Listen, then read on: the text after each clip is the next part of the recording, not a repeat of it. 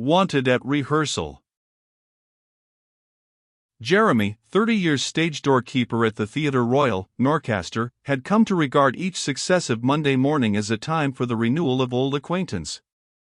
For at any rate 46 weeks of the 52, theatrical companies came and went at Norcaster with unfailing regularity. The company which presented itself for patronage in the first week of April in one year was almost certain to present itself again in the corresponding week of the next year. Sometimes new faces came with it, but as a rule the same old favorites showed themselves for a good many years in succession. And every actor and actress who came to Norcaster knew Jeremy. He was the first official person encountered on entering upon the business of the week.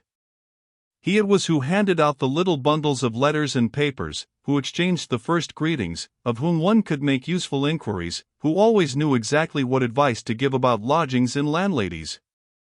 From noon onwards of Mondays, when the newcomers began to arrive at the theatre for the customary 1 o'clock call for rehearsal, Jeremy was invariably employed in hearing that he didn't look a day older, and was as blooming as ever, and sure to last another 30 years, and his reception always culminated in a hearty handshake and genial greeting from the great man of the company, who, of course, after the fashion of magnates, always turned up at the end of the irregular procession, and was not seldom late for the fixture which he himself had made.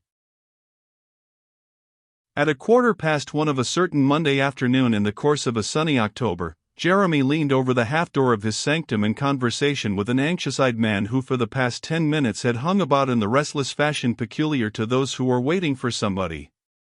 He had looked up the street and down the street a dozen times, he had pulled out his watch and compared it with the clock of a neighboring church almost as often, he had several times gone up the dark passage which led to the dressing-rooms, and had come back again looking more perplexed than ever. The fact was that he was the business manager of the great Mr. Bassett Oliver, who was opening for the week at Norcaster in his latest success, and who, not quite satisfied with the way in which a particular bit of it was being played, called a special rehearsal for 1:45. Everything and everybody was ready for that rehearsal, but the great man himself had not arrived.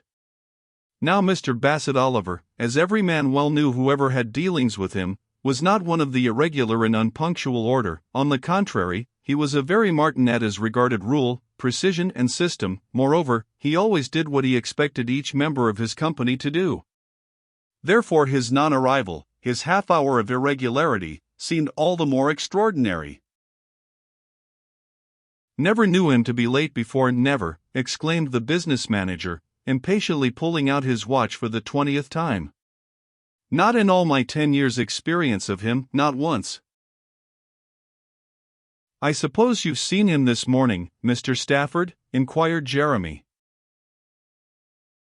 "He's in the town, of course?" "I suppose he's in the town," answered Mr. Stafford. "I suppose he's at his old quarters, the Angel.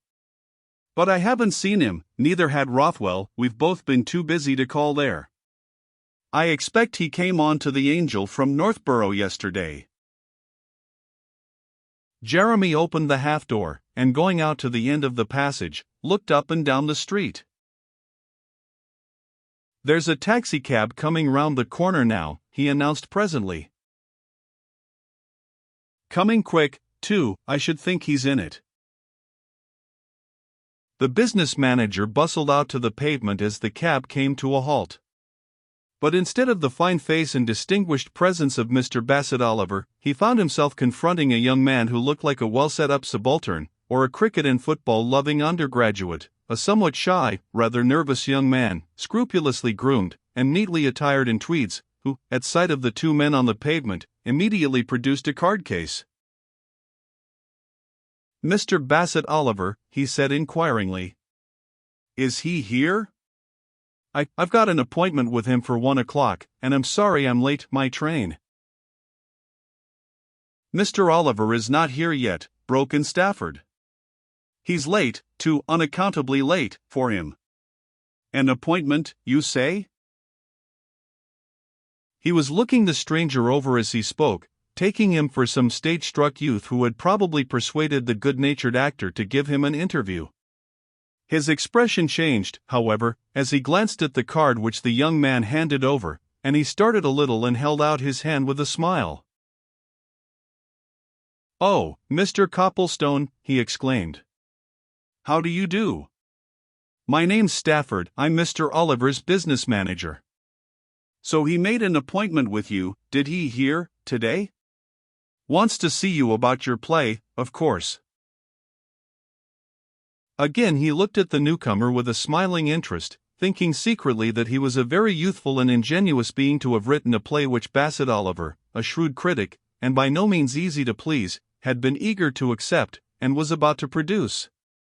Mr. Richard Copplestone, seen in the flesh, looked very young indeed, and very unlike anything in the shape of a professional author.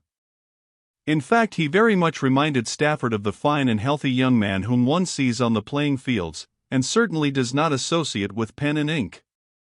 That he was not much used to the world on whose edge he just then stood Stafford gathered from a boyish trick of blushing through the tan of his cheeks.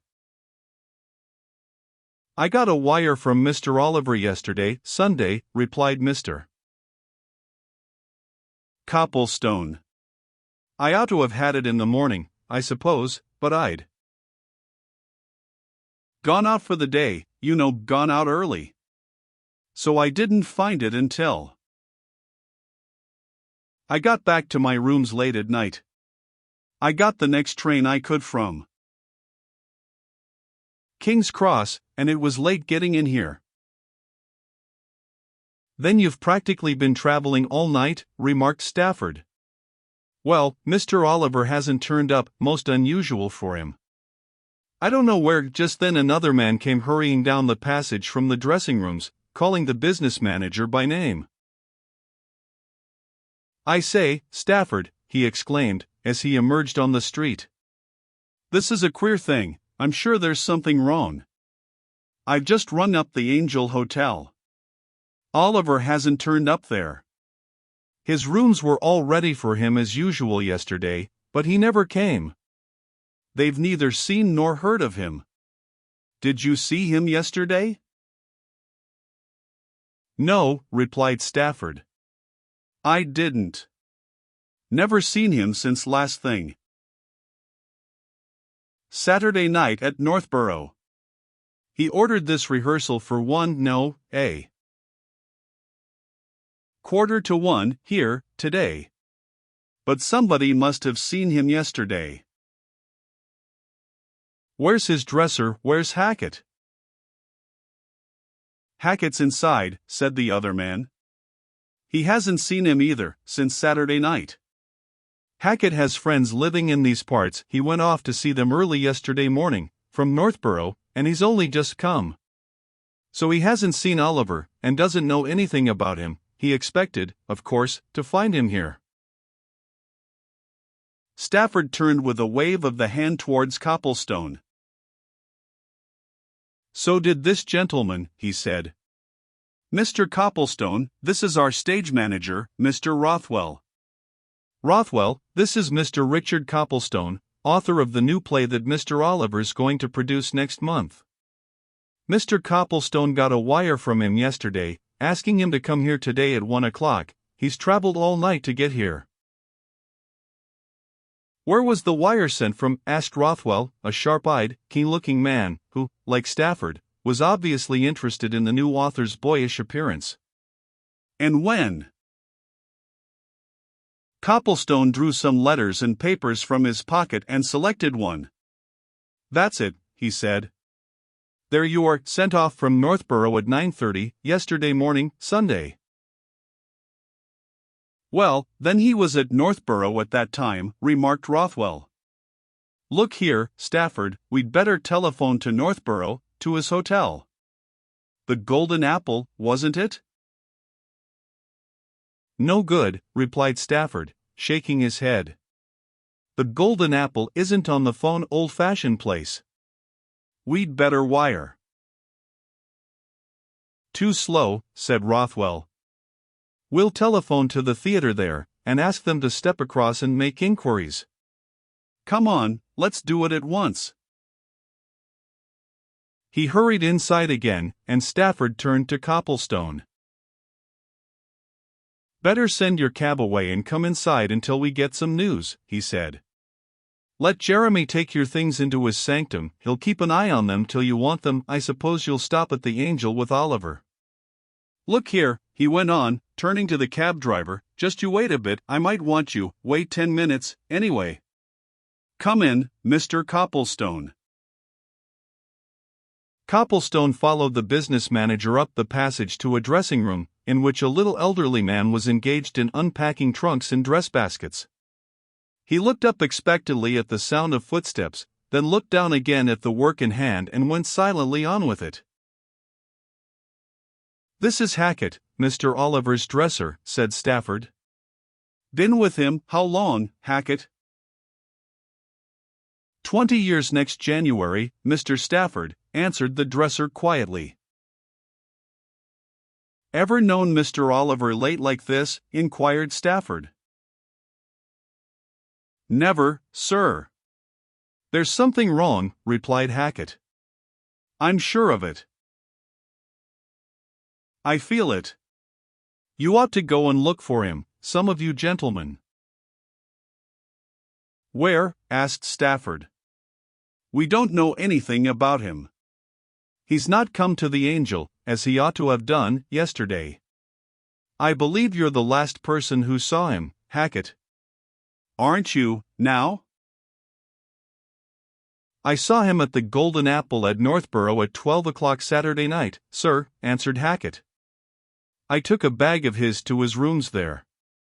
He was all right then.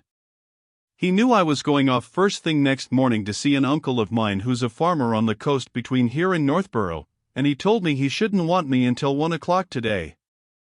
So of course, I came straight here to the theater. I didn't call in at the Angel at all this morning. Did he say anything about his own movements yesterday? Asked Stafford. Did he tell you that he was going anywhere? Not a word, Mr. Stafford, replied Hackett. But you know his habits as well as I do. Just so, agreed Stafford. Mr. Oliver, he continued, turning to Copplestone, is a great lover of outdoor life.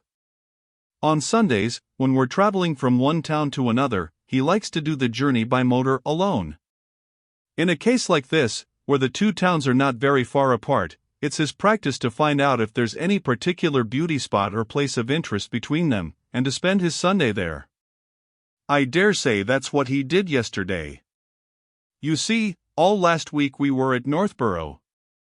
That, like Norcaster, is a coast town. There's 50 miles between them. If he followed out his usual plan, he'd probably hire a motor car and follow the coast road, and if he came to any place that was of special interest, he'd stop there. But, in the usual way of things, he'd have turned up at his rooms at the Angel Hotel here last night. He didn't, and he hasn't turned up here, either. So where is he? Have you made inquiries of the company, Mr. Stafford? Asked Hackett. Most of 'em wander about a bit of a Sunday. They might have seen him. Good idea, agreed Stafford. He beckoned Copplestone to follow him onto the stage, where the members of the company sat or stood about in groups, each conscious that something unusual had occurred. It's really a queer, and perhaps a serious thing, he whispered as he steered his companion through a maze of scenery. And if Oliver doesn't turn up, we shall be in a fine mess. Of course, there's an understudy for his part, but I say, he went on, as they stepped upon the stage, have any of you seen Mr. Oliver anywhere since Saturday night? Can anybody tell anything about him, anything at all? Because it's useless to deny the fact, he's not come here, and he's not come to town at all, so far as we know. So, Rothwell came hurrying onto the stage from the opposite wings. He hastened across to Stafford and drew him and Copplestone a little aside. I've heard from Northborough, he said. I phoned Waters, the manager there, to run across to the Golden Apple and make inquiries. The Golden Apple people say that Oliver left there at 11 o'clock yesterday morning. He was alone. He simply walked out of the hotel. And they know nothing more.